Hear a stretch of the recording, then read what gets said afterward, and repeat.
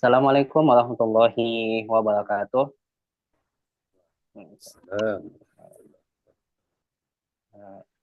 Sahabat Syiah TV yang dirahmati Allah Subhanahu wa taala. Alhamdulillahilladzi arsala rasulahu bil huda wa dinil haq liyuzhirahu 'ala dinihi wa kafa billahi syahida. Asyhadu an la ilaha illallah wahdahu la syarikalah wa asyhadu anna Muhammadan abduhu wa rasuluh. Allahumma shalli ala Muhammadin wa ala alihi wa ashabihi ajma'in. Rabbi shrah li sadri wa yassir li amri wahlul 'uqdatam min lisani yafqahu qawli. Allahumma la sahla illa ma ja'altahu sahla wa idza hasna ila syita sahla amma ba'd. Puji syukur kehadirat Allah Subhanahu wa taala atas berkat limpahan dan rahmatnya sehingga pada hari ini pada sore ini kita bisa hadir melangsungkan live streaming Syiah Dakwah Sosial. Alhamdulillah, dan temanya pada hari ini rame-rame urus tambang. Ya, oleh Al Ustadz Mustadin dengan Pagesah. Ya. Sebelum kita masuk pada materi inti pada sore hari ini, saya ingin sapa dulu Ustadz. Assalamualaikum Ustadz. Waalaikumsalam warahmatullahi wabarakatuh. Kedengaran nih Ustadz nih. Ya. Ya. Gimana Alhamdulillah. kabar? Sehat-sehat. Alhamdulillah. Insyaallah. Alhamdulillah. Ya, Alhamdulillah Ustadz sudah ada di tengah-tengah kita pada sore ini yang akan membahas tentang materi kita rame-rame urus tambang. Ya, apalagi persoalan ekonomi ini ya pada kali ini pada bangsa kita khususnya bangsa Indonesia. Bagaimana sumber daya alam kita itu dikelola oleh pihak lain, ya, bukan pihak kita sendiri. Untuk materi lebih jelasnya kita persilakan Al Ustadz, namanya saya sebutkan dulu namanya Ustadz Mustadin dengan Pagesah. Pada Al Ustadz kami persilakan dengan hormat. Iya, terima kasih. Assalamualaikum warahmatullahi wabarakatuh. Waalaikumsalam warahmatullahi wabarakatuh. Alhamdulillahirabbil alamin wassalatu wassalamu ala Rasulillah wa ala alihi wa ashabihi ajmain amma ba'du. Pemirsa dakwah sosial yang insyaallah dimuliakan oleh Allah Subhanahu wa taala. Pada kesempatan yang mulia ini, di sore hari ini kita akan berbincang tentang ramai-ramai ormas mengurus tambang. Nah, sebagaimana yang dilansir oleh republika.id 29 Juli 2024, bahwasanya setelah PBNU dan Muhammadiyah bersiap untuk mengurus tambang, ternyata Persis juga berminat untuk mengurus tambang. Alasannya adalah untuk memberi contoh bagaimana mengurus tambang. Mungkin mereka akan memberi contoh bagaimana Islam mengurus tambang. Itu menjadi alasan mereka. Nah, bagaimana pandangan Islam tentang hal yang seperti ini? Jadi selama ini bukan hanya selama ini yang mengurus tambang itu bukan ormas, tapi perusahaan-perusahaan bisa multinasional maupun perusahaan-perusahaan lokal. Jadi barang tambang yang begitu banyak di negeri kita, di Indonesia, itu kemudian dikuasai oleh asing dan asing, bahasanya seperti itu. Atau dikuasai oleh korporasi asing atau perusahaan lokal dalam negeri. Nah, tentu saja hal ini membuat kita juga bertanya-tanya, Kenapa negara kita ini adalah negara yang kaya raya, tapi rakyatnya banyak yang miskin? Ini menjadi pertanyaan. Karena negara kita ini sangat kaya, tapi menyisakan problem yang menyedihkan hati. Banyak orang miskin. Jadi sebenarnya siapa yang menikmati kekayaan alam Indonesia selama ini? Jadi kekayaan alam di Indonesia, termasuk tambang ini, tambang batu bara, tambang emas, tambang nikel, dan tambang-tambang yang lain itu kemudian tidak terdistribusi ke seluruh rakyat, tapi hanya dinikmati oleh segelintir orang. Ada yang mengatakan ya hanya para oligarki yang kemudian ramai-ramai mengurus tambang. Akhirnya memang terjadi ketidakseimbangan atau dalam bahasa ekonominya itu ketimpangan sosial antara si kaya dan si miskin. Coba bayangkan ada yang kekayaannya itu sampai triliunan rupiah, di sisi lain banyak rakyat yang untuk makan sekolah itu kesulitan.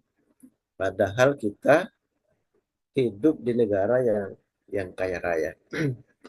Nah, makanya melihat problem ini di mana terjadi ketimpangan antara si miskin dan si kaya, ada yang berpesta porah menikmati kekayaan alam, ada yang rakyat biasa itu ya bisa dikatakan gigit jari, tidak bisa sekolah, kemudian hidupnya pun susah, untuk bayar rumah sakit juga kesulitan.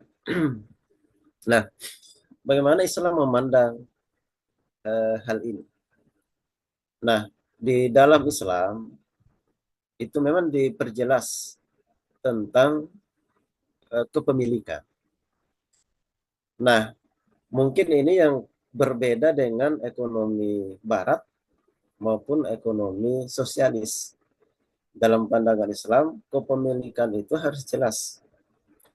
Dalam sistem kapitalis atau sistem ekonomi barat yang dipraktekkan pada hari ini, kepemilikan itu kemudian tidak jelas. Yang harusnya kepemilikan umum itu malah jadi kepemilikan individu atau kepemilikan korporasi atau malah nanti ini kepemilikan ormas. Nah, dalam Islam kepemilikan itu diperjelas. Yang pertama ada kepemilikan individu, yang kedua ada kepemilikan umum, yang ketiga ada kepemilikan negara. Jadi al-milkiyatul fardiyah, al-milkiyatul ammah, dan al-milkiyatul daulah. Nah, barang tambang ini masuk ke pemilikan yang mana? Dan seharusnya siapa yang mengelola agar kekayaan yang didapatkan dari kekayaan tambang ini bisa terdistribusi secara adil di tengah-tengah masyarakat. Nah, terkait dengan kepemilikan umum ini, menurut Syekh Muhammad Hussein Abdullah, itu ada tiga. Yang pertama, apa saja yang menjadi hajat hidup orang banyak, seperti air, padang rumput, api. Kedua, benda-benda yang dari segi bentuknya tidak boleh dikuasai oleh individu, atau memang tidak mungkin dikuasai oleh individu. Contohnya jalan, jembatan, sungai, danau, dan lain-lain. Nah, ini bedanya dengan sistem ekonomi barat. Jalanan sebenarnya itu tidak mungkin dikuasai oleh seorang individu. Tapi pada hari ini, jalanan itu pun dikuasai oleh individu. Kenapa tidak mungkin dikuasai oleh individu? Karena individu sebagai individu tidak mungkin membuat jalan raya yang sangat panjang, kecuali mengatasnamakan negara terlebih dahulu. Jadi nanti kalau yang mau menggusur rakyat yang kena proyek jalan raya, itu kan kalau individu yang bergerak kan tidak mungkin, kecuali dibantu oleh negara. Makanya biasanya atas nama negara dulu, tapi pemodalnya dari asing. Dan nanti setelah selesai, diserahkan kepemilikannya kepada swasta. Karena memang dari segi logika, namanya individu itu tidak mungkin membuat jalanan berkilo-kilometer karena akan menghadapi masyarakat banyak yang pasti tidak mau digusur. Sekali lagi kecuali dibantu oleh negara. Dan nanti yang menggusur atas nama negara. Jadi negara bekerja untuk perusahaan atau yang pemilik proyek jalan tol. Ya, dalam pandangan Islam, jalanan itu tidak ada yang swasta. Jadi itu milik umum, bisa dinikmati oleh semua orang.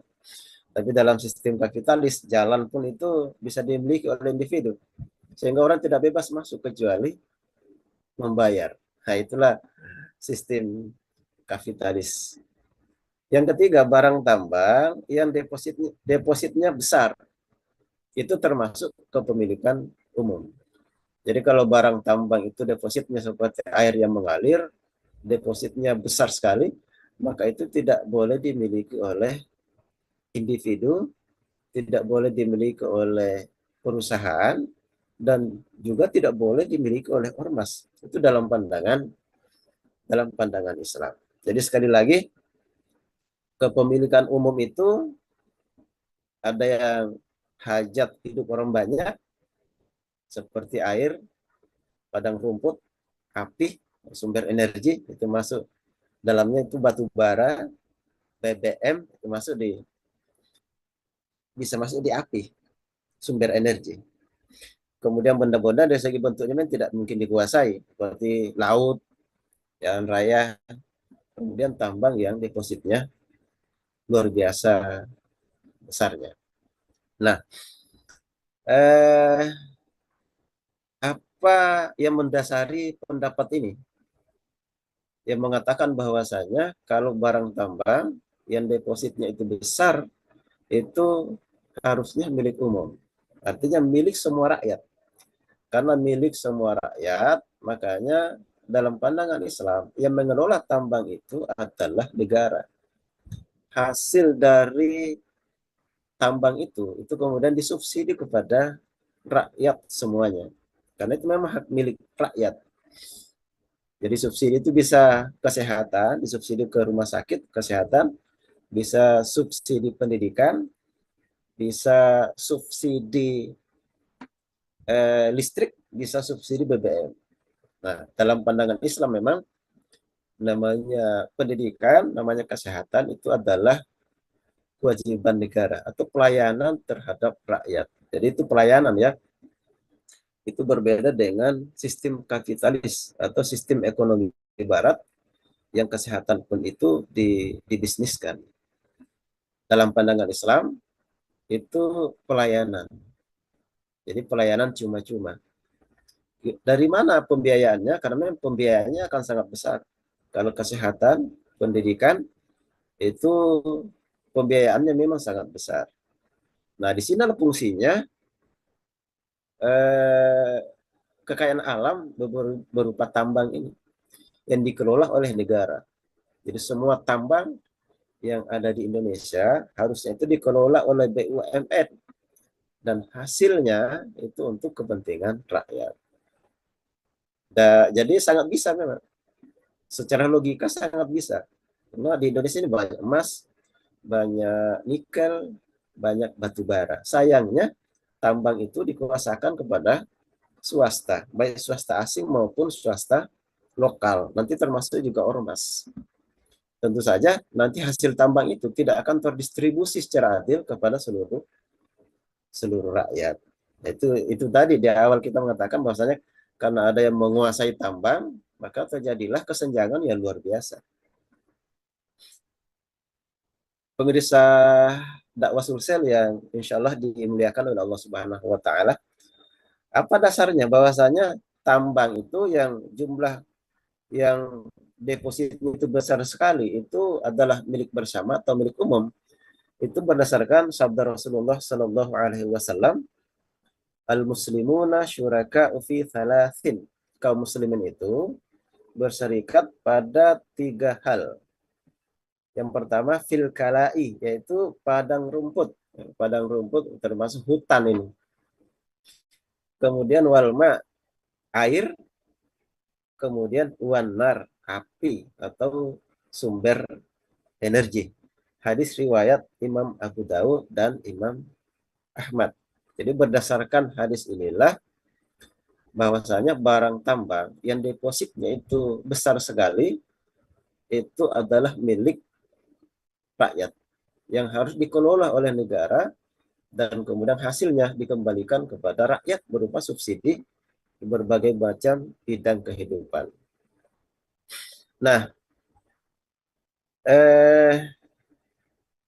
para ulama hadis menilai para perawi hadis ini fiqh atau terpercaya. Dengan demikian, hadis ini absah untuk dijadikan sebagai hujjah. Jadi sekali lagi, hadis inilah yang menjadi hujjah bahwasanya barang tambang yang depositnya besar nanti akan ditambah oleh dalil yang lain. Kenapa harus depositnya besar? Bagaimana kalau depositnya kecil? Kalau barang tambang emas depositnya kecil, itu bisa dimiliki oleh individu. Hanya bayar rikas nanti, lalu dapat emas. Nah, dalam riwayat lain, dinukil Imam As-Sarkhasi dengan lafal an-nasu syuraka'un, umat manusia memiliki hak yang sama. Menurut Imam Asy-Syarkhasi, di dalam hadis-hadis tersebut terdapat penetapan bahwa manusia, baik muslim maupun kafir, berserikat dalam ketiga hal tersebut. Jadi nanti kalau sebuah negara itu diatur oleh Islam, maka barang tambang yang depositnya besar itu menjadi milik bersama baik muslim maupun kafir. Maksudnya ini kafir zimmi yang hidup dalam negara Islam, dilindungi oleh negara Islam dengan membayar jizyah. Para ulama kemudian sepakat bahwa air sungai, danau, laut, saluran irigasi, padang rumput adalah milik bersama dan tidak boleh dimiliki dan dikuasai oleh seseorang. Nah, di sisi lain ternyata Rasulullah SAW membolehkan sumur di Taif dan Khaybar dimiliki oleh individu untuk menyirami kebun. Ini berarti berserikatnya manusia atas air itu bukan karena zatnya, tetapi karena sifatnya, yakni dibutuhkan oleh orang banyak. Jadi kalau ada satu sumur, kemudian masyarakat membutuhkan sumur itu, maka tidak boleh dimiliki secara individu. Kalau hanya hanya itu saja satu-satunya sumur yang ada di perkampungan itu, berarti seluruh masyarakat membutuhkan air itu. Itu artinya air itu tidak boleh dimiliki oleh individu. Tapi kalau kita memiliki sumur dan orang lain tidak membutuhkan, berarti bisa dimiliki secara individu kalau air. Jadi ada ilatnya. Jadi sumur kita itu bisa dimiliki individu kalau tidak dibutuhkan oleh orang banyak. Tapi nanti kalau dibutuhkan oleh orang banyak, nanti itu bisa menjadi milik umum. Di situ ilatnya. Jadi dengan demikian, apa saja air, padang rumput, api, sarana irigasi, jalan raya, jalan tol, pantai, dan laut yang memiliki sifat sebagai fasilitas umum, maka manusia berserikat di dalamnya. Perserikatan di sini bermakna kebersamaan dalam pemanfaatan. Jadi kalau jalan raya itu dibutuhkan oleh semua orang. Jadi tidak boleh sebenarnya dimiliki oleh individu. Yang memiliki hanya satu orang, kalau mau masuk bayar. Nah, itu tidak boleh. Tapi kalau ada jalanan yang kita buat, kemudian tidak dibutuhkan oleh masyarakat banyak, ya bolehlah. Boleh memiliki jalan raya itu. Tapi kan ya mungkin terbatas, hanya berapa meter itu. Mungkin kalau jalanan di kebun kita, ya bolehlah dimiliki itu. Yang tidak memang dibutuhkan oleh orang banyak. Nah, tapi dalam sistem ekonomi barat, nah itulah tidak jelas kepemilikan. Mana kepemilikan umum, mana kepemilikan individu.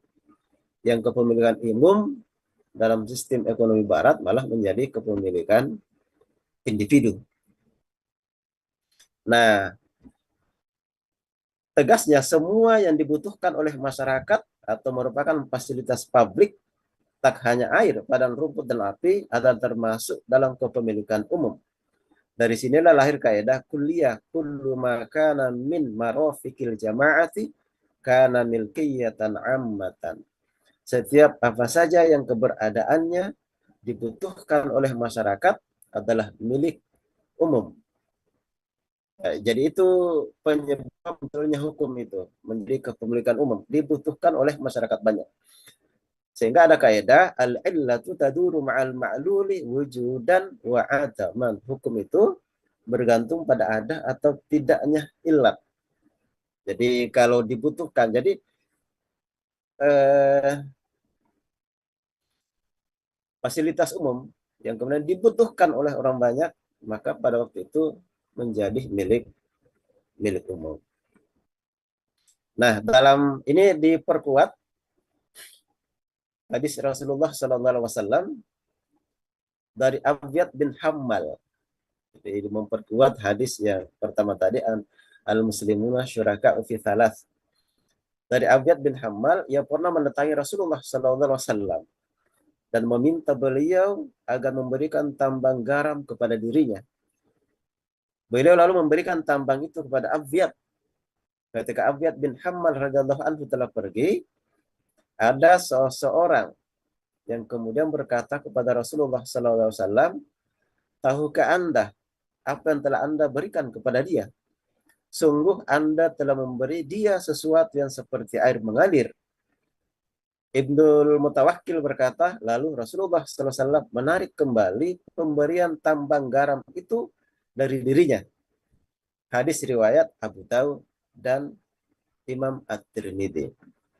Nah, hadis ini makbul, diterima dengan banyak jalan karena memenuhi persyaratan minimal sebagai hadis hasan.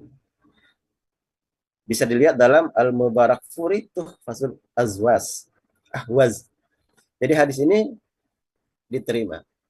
Jadi ada dua hadis. Yang pertama itu al-muslimuna syuraka fi thalath. Al-muslimuna syuraka fi thalathin. Yang pertama tadi. Kemudian yang kedua tentang pemberian Rasulullah SAW kepada seorang sahabat namanya Abiyad bin Hammal tambang garam. Di mana Rasulullah SAW awalnya tidak mengetahui bahwasanya tambang garam itu adalah tambang yang seperti air mengalir. Artinya depositnya sangat besar. Setelah ditahu, kemudian Rasulullah SAW mengambil kembali atau menarik kembali pemberian beliau. Karena kalau tambang garam yang depositnya besar, berarti itu boleh harus menjadi milik umum. Inilah yang bisa dipakai ketika berbicara tentang tambang yang juga depositnya besar sekali. Jadi emas, nikel, kemudian batu bara, tembaga itu di Indonesia rata-rata itu namanya tambang ya, itu depositnya sangat besar. Karena sangat besar dalam pandangan Islam, itu adalah milik umum. Al-muslimuna syuraka'u fi thalathin, al-kala wal ma wan nar. Atau dalam hadis yang lain dikatakan an-nasu syuraka'u fi thalathin. Manusia berserikat pada tiga hal, yaitu padang gembalaan, air, kemudian api.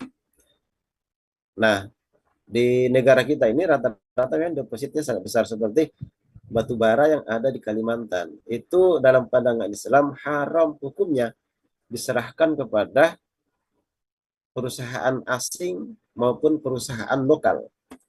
Apalagi nanti diserahkan kepada ormas berdasarkan dalil ini. Jadi dalil inilah yang kemudian kita perpijaki untuk berpendapat bahwasanya tambang itu harusnya dikelola oleh negara yang depositnya besar ya, dikelola oleh APBN, hasilnya itu disubsidi kepada rakyat untuk pelayanan di berbagai macam bidang kehidupan, baik itu bidang kesehatan, pendidikan, energi, dan lain-lain sebagainya. Sebagai itu membuat rumah sakit, membangun sekolah, membuat jalan raya, itu bisa dari hasil tambang yang sangat banyak itu. Jadi kalau kita memakai sistem ekonomi Islam, dari segi kepemilikan ini, sebenarnya Indonesia ini rakyatnya sangat sangat sejahtera. Karena semua hasil tambang itu akan disubsidi secara merata kepada rakyat dalam bentuk subsidi pendidikan, subsidi kesehatan, dan lain-lain sebagainya. Nah, sebagai mukaddimah saya kira itu ya. Saya kembalikan ke host.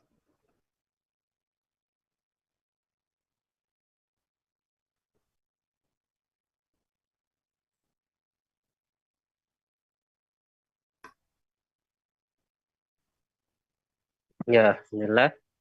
Itulah tadi penyampaian materi yang sangat luar biasa oleh Ustadz Mustadin.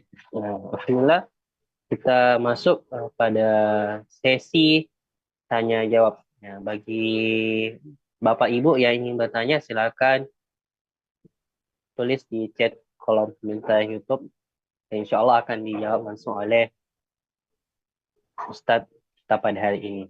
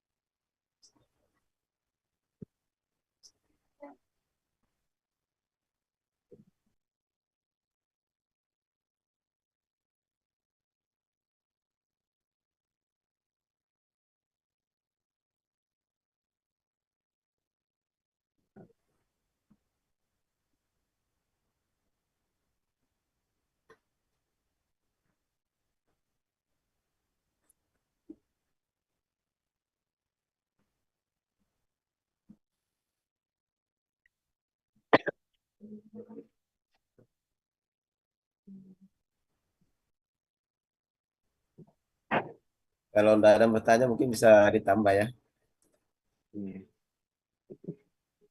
Oh ya, Ustaz, saya ingin bertanya. Ya, untuk menunggu pertanyaan di chat di live streaming, saya ingin bertanya untuk Ustaz. Oh ya, Ustaz, kalau misalnya dikelola oleh swasta baik lokal atau asing, terus cara pengelolaannya benar itu Ustaz bagaimana dalam Islam? Apakah dia tetap mengelolanya atau tidak bisa Ustaz? Atau adakah Ya, dalil yang memang eh, tidak boleh sebenarnya untuk dikelola oleh asing? ya. Dalil Jadi tegas Ustaz. jadi karena dia kepemilikan umum, berarti kan milik kita semua. Hanya saja karena tidak mungkinkah kita semua orang pergi menggali kan? Itu kan tidak mungkin. Iya. Makanya kan bisa berkelahi orang. Makanya Oh, supaya iya, iya. aman, itu memang kita kan mewakil kepada kepada penguasa. Kita sudah memilih penguasa untuk memberikan hak kepada mereka untuk mengelola misalnya pertambangan yang depositnya ini besar sekali. Nah, kalau misalnya ormas mau ikut bisa itu ya bisa eh, bermitra istilahnya ya. Hmm. Jadi bisa dia mengelola tapi walau alam apakah bisa nanti bagi hasil atau dalam sistem gaji atau Hmm. mereka kontrak. Kalau mereka kalau ada ormas itu punya keahlian untuk mengelola tambang, maka mereka bisa dikontrak kan? Berapa kontraknya? Bukan mengambil semua hasilnya Iya. atau dibagi antara negara dengan masalahnya ini milik kita loh, Hmm. milik semua rakyat. Tidak boleh macam-macam ya, karena itu bisa mendapatkan hasil yang ilegal. Wah, bisa Iya. dibayangkan, Bahaya. bisa dibayangkan kalau misalnya sekarang kan banyak individu-individu itu mengelola tambang yang begitu besar, misalnya tambang bara. Ingat loh, itu milik semua rakyat dan banyak rakyat tidak mendapatkan itu. Makanya mereka yang kaya raya setiap hari ganti mobil. Karena kan mereka yang punya akses ke barang tambang seperti itu. Ini harus hati-hati. Karena dalam pandangan Islam itu kita kan berbicara tentang halal dan haram. Jangan sampai kita mengelola barang tambang yang milik orang. Jadi ini masalahnya milik kita semua. Jadi memang tidak boleh dimiliki oleh individu. Nah, tapi kalau ada ormas yang punya kapabilitas, punya kelebihan, misalnya dia jago dalam mengelola tambang, wah bisa dikontrak itu. Tapi di bawah naungan BUMN, berarti hasil tambang itu tetap masuk ke APBN atau dalam Islam istilahnya Baitul Mal. Bisa menjadi pemasukan Baitul Mal. Jadi mereka dikontrak saja, bermitra kan, berapa kontraknya. Jangan dikasih karena negara pun tidak berhak memberi itu karena bukan milik dia.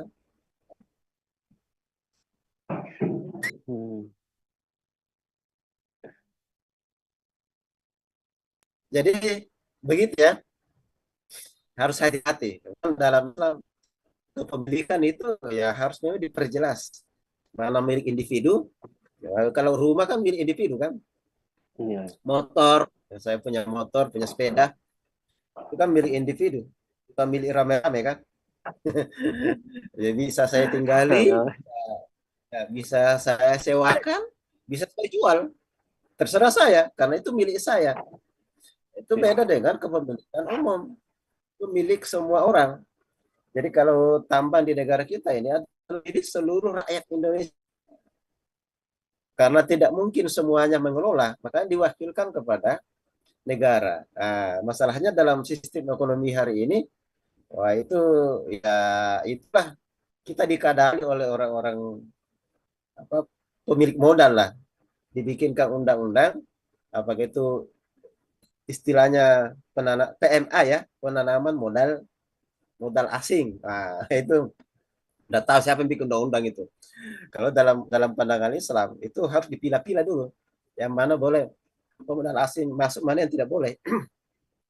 Jadi kalau kepemilikan umum, ya tidak boleh pemodal asing masuk. Nah, tapi kalau mereka mau dikontrak, dipekerjakan kan, ya negara boleh mempekerjakan tenaga ahli dari luar. Jangan dikasih mereka yang banyak dapat banyak ya kita yang paling-paling hanya dividen ini dapat. Mungkin tidak bayar pajak juga karena mereka kan berani melawan. Apalagi kalau mereka sudah membiayai kampanye, ya bahaya itu. Kalau mereka yang pembeli tambang sudah apa, jangan-jangan ya ini, jangan mereka memberikan modal kampanye. Waduh, tambah tambah kacau urusan. Ya gitu ya. Jadi harus hati-hati. Jadi ini pendapat pendapat kita yang kita sampaikan ya. Siapa tahu pendapat kita ini punya banyak kelemahan, ya nanti bisa kemudian ditanggapi oleh mungkin punya pendapat lain, mungkin punya dalil lain juga yang berpendapat bahwasanya milik milik umum pun boleh dimiliki oleh individu. Silahkan.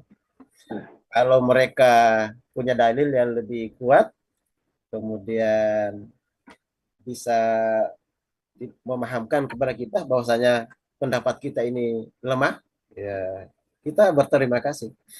Tapi kita masih tetap berpegang dengan hadis-hadis ini yang kemudian mengatakan bahwasanya milik umum itu adalah milik seluruh rakyat, baik muslim maupun kafir menurut Imam As-Sarakhsi tadi. Nah, bahkan saya tambahkan Imam Ibnu Qudamah pernah berkata, wa ammal ma'ati jariyah, adapun barang tambang yang mengalir, ya berarti yang melimpah ya, al-jariyah, kal qari seperti garam, wan nafti minyak bumi, wal ma'i dan air. Fahal yamlikuha man zaharat fi milkihi, apakah boleh orang menampakkan kepemilikannya fihi riwayatani azharuhuma la yamlikuha. Dalam hal ini ada dua riwayat. Jadi memang Imam Ibnu Qudamah ini dalam Al-Muqti katanya kalau yang mengalir seperti air atau depositnya besar, ada dua pendapat. Tapi boleh mengatakan azharuhuma la yamlikuha. Pendapat yang lebih kuat adalah tidak boleh seseorang memiliki barang tambang yang melimpah tersebut. Ini karena ini sejalan dengan hadis yang kita bawakan tadi, di mana Rasulullah SAW menarik tambang yang sudah diberikan kepada sahabat. Jadi pemberian itu kalau sudah diberikan kepada orang lain itu tidak boleh ditarik, haram hukumnya menarik kembali pemberian. Nah, tapi Rasulullah SAW dalam hal ini ditarik kembali. Itu artinya pemberian itu secara syariat tidak dibenarkan. Karena Rasulullah SAW menarik kembali tambang garam yang depositnya besar sekali itu. Itu juga artinya bahwasanya tambang yang depositnya besar sekali tidak boleh dimiliki oleh individu, baik swasta lokal maupun swasta interlokal gitu. Itu swasta asing atau swasta dalam negeri. Itu tidak boleh. Jadi memang kita rasakan ya.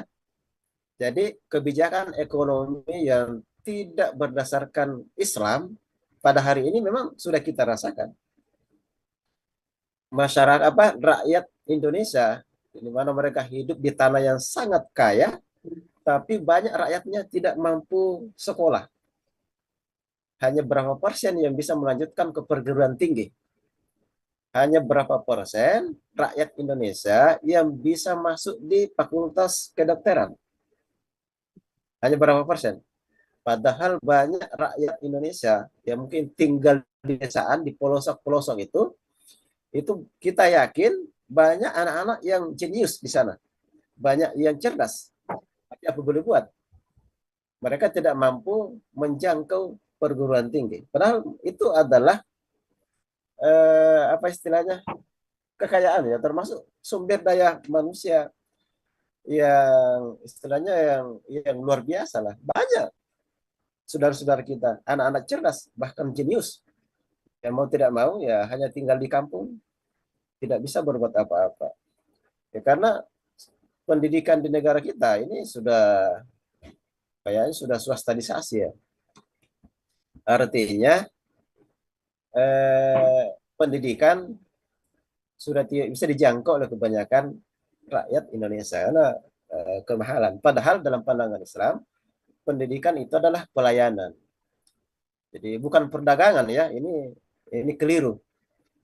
Kesehatan juga begitu, pelayanan, bukan perdagangan. Kalau perdagangan, waduh, setengah mati, setengah mati rakyat.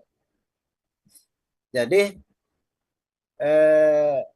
ada memang jasa-jasa yang disiapkan oleh negara itu kemudian terdistribusi secara adil di tengah-tengah masyarakat dengan hasil alam yang begitu melimpah. Orang bisa masuk sekolah gratis, kesehatan juga gratis. Itu distribusi jasa yang bisa adil di tengah-tengah masyarakat kalau pakai sistem Islam.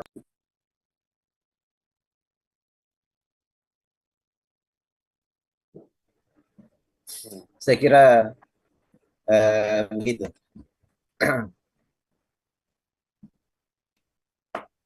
Oh, ya. Ya, kita lanjut ke pertanyaan selanjutnya, Ustaz. Ini sudah ada masuk di YouTube. Ya. Pertanyaan Ustaz, apa masih bisa menegakkan amal ma'ruf jika kondisinya begini? Hilanglah fungsi terbentuknya ormas Islam yang tidak lain adalah untuk menyeru kepada Islam saja dan menegakkan amal ma'ruf nahi munkar. Artinya ini Ustaz, apa hilang fungsinya ini sebagai amal ma'ruf nahi munkar? Kan sudah beralih fungsi ke barang tambang. Ya. Iya, Atau apa? Mungkin harus bisa Ustaz dijelaskan. harusnya memang bukan hanya individu muslim ya. Yang paling diharapkan itu adalah ormas Islam. Itu harusnya eh, apalagi dasar ormas semua itu kalau tidak salah semuanya wal takum minkum itu. wal takum minkum ummatu yad'una ilal khair wa ya'muruna bil ma'ruf wa yanhauna 'anil munkar. Saya kira semua ormas itu, semua kelompok, dalil mereka mendirikan ormas itu adalah ayat ini. Menyeru kepada Islam, menyeru kepada kebaikan, kemudian menyeru kepada yang ma'ruf, kemudian mencegah kepada yang mungkar. Jadi harusnya, memang seharusnya ormas-ormas Islam, saya yakin mereka lebih tahu tentang hal ini daripada kita. Kita ini kan bukan ulama, bukan kiai juga. Mereka lebih tahu tentang ini. Harusnya disampaikan kepada negara. Bukan hanya sekarang, dari dulu harusnya sudah disampaikan bahwasanya dalam pandangan Islam, ya kan kita harus menasihati ya, muhasabah, mengoreksi kebijakan penguasa kalau melenceng dari Islam. Itu harusnya disampaikan oleh mereka. Karena mereka suaranya pasti lebih didengar. Nah, jadi harusnya disampaikan bahwasanya tambang itu harusnya dikelola oleh negara. Dan hasil dari tambang itu diserahkan kepada pemiliknya, yaitu rakyat dalam bentuk subsidi yang sudah kita jelaskan tadi. Jangan sampai karena sudah ditambang, amar ma'rufnya nanti, nah ini susah juga ya. Jangan sampai nanti ini menjadi rantai atau menjadi kunci untuk membuat orang tidak bisa berbicara. Ini harus hati-hati juga. Jangan sampai konsesi ini untuk membungkam suara-suara yang kritis. Ya, kita berlindung kepada Allah dari hal yang seperti ini.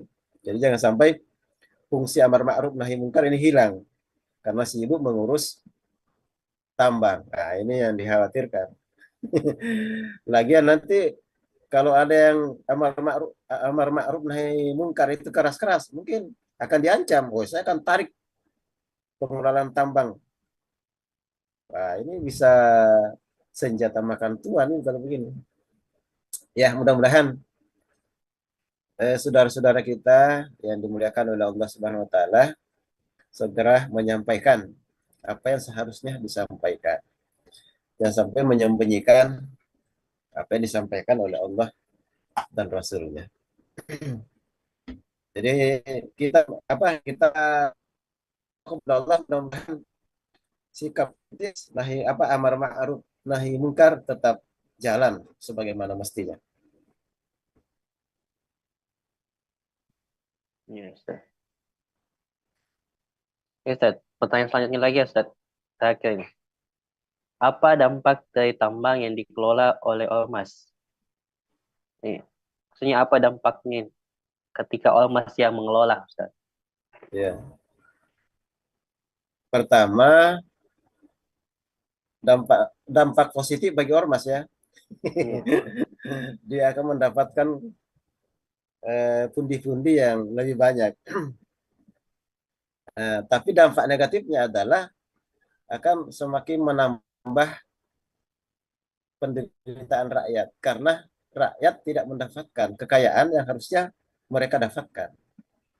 Jadi selama ini kan gara-gara kekayaan alam itu tidak dikelola oleh negara, itu sudah cukup menyengsarakan rakyat banyak. Jadi fakta-faktanya banyak. Seperti yang kita sampaikan tadi kan, banyak rakyat tidak. Jadi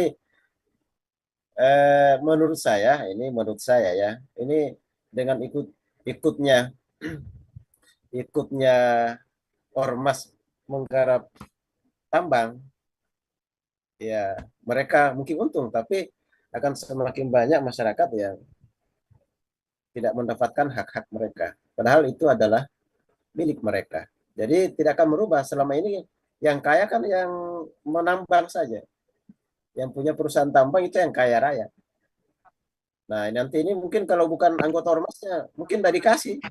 Wallahu alam. Hanya ormasnya yang dapat. Itu dari sisi pemerataan kekayaan ya. Kemudian dari sisi Islam itu kan haram hukumnya. Bisa berdosa. Berdasarkan dalil-dalil yang sudah kita sampaikan tadi. Jadi dari segi akhiratnya juga itu tidak diridhoi oleh Allah. Yang kedua, kekayaan alam rakyat Indonesia semakin tidak bisa mengakses kekayaan alam mereka. Itu yang bisa kita sampaikan. Yes. Ya.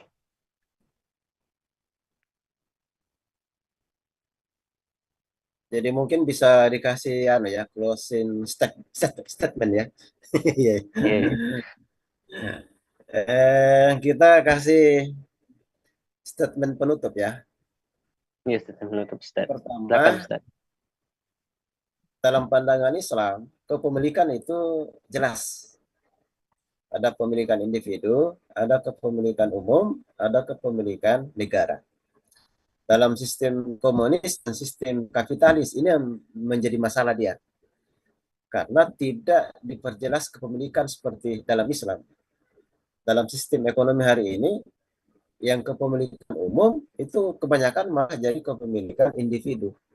Maka jangan heran kalau kemudian bermunculan individu-individu menjadi sultan, orang-orang yang super kaya, mungkin kekayaannya sampai triliunan, karena mereka yang mengakses yang sebenarnya itu adalah kekayaan seluruh rakyat Indonesia. Yang kedua, dalam pandangan Islam, barang tambang yang depositnya itu mengalir seperti air atau depositnya luar biasa besarnya, tidak boleh dikelola oleh individu, tidak boleh dikelola oleh ormas, tidak boleh dikuasai oleh perusahaan asing, tidak boleh dikuasai oleh perusahaan dalam negeri, tapi tambang yang depositnya itu besar, itu harus dikelola oleh negara dan hasilnya itu disubsidi kepada seluruh rakyat Indonesia secara merata dalam bentuk subsidi pendidikan, subsidi kesehatan, subsidi keamanan, subsidi BBM, subsidi listrik, pembangunan jalan raya, sehingga tidak ada lagi jalan tol dimiliki oleh individu. Itu dalam pandangan Islam. Tidak ada jalan tol milik individu, karena itu milik semua orang. Jadi dalam pandangan Islam, negara itu memang harus membuat jalan untuk diakses oleh semua rakyat. Tak boleh dimiliki oleh orang lain. Kalau mau masuk bayar dulu. Tidak boleh, tidak seperti itu dalam dalam Islam. Itu memang berbeda dengan sistem ekonomi Barat yang walaupun milik umum itu dijadikan sebagai milik individu. Jadi jangan heran dalam sistem ekonomi sekarang itu banyak yang kekayaannya wah untuk apa tidak masuk akal sampai triliunan-triliunan. Di sisi lain banyak rakyat yang makan saja susah, sekolah saja susah, kesehatan susah, bayar listrik susah, bayar air susah karena harus tanggung sendiri. Kekayaan alamnya diserahkan kepada swasta asing dan swasta dalam dalam negeri. Kita berlindung kepada Allah dari hal seperti ini. Jadi sekali lagi, berdasarkan dalil-dalil tadi, tambang itu adalah milik bersama dan kita wakilkan kepada negara untuk mengelola tambang itu dan hasilnya dikembalikan kepada rakyat karena itu adalah milik semua rakyat. Demikian yang bisa kami sampaikan, mudah-mudahan ada manfaatnya. Mohon maaf atas segala kekurangan, kalau ada benarnya dari Allah Subhanahu wa taala dan kalau ada yang keliru dari kami yang lemah. Assalamualaikum warahmatullahi wabarakatuh. Waalaikumsalam warahmatullahi wabarakatuh. Alhamdulillah, itulah materi yang disampaikan Al Ustaz. Jazakallah khairan ya Ustaz. Pada sore ini bisa membahas sama kita pada sore ini ya. Alhamdulillah. Alhamdulillah, kita sudah ada di penghujung akhir. Apabila ada salah kata bagi dari kami, kami ucapkan eh, mohon maaf ya. Dan kami mengucapkan partisipasi live stream pada sore ini. Banyak-banyak terima kasih. Akhir kata, Assalamualaikum warahmatullahi wabarakatuh.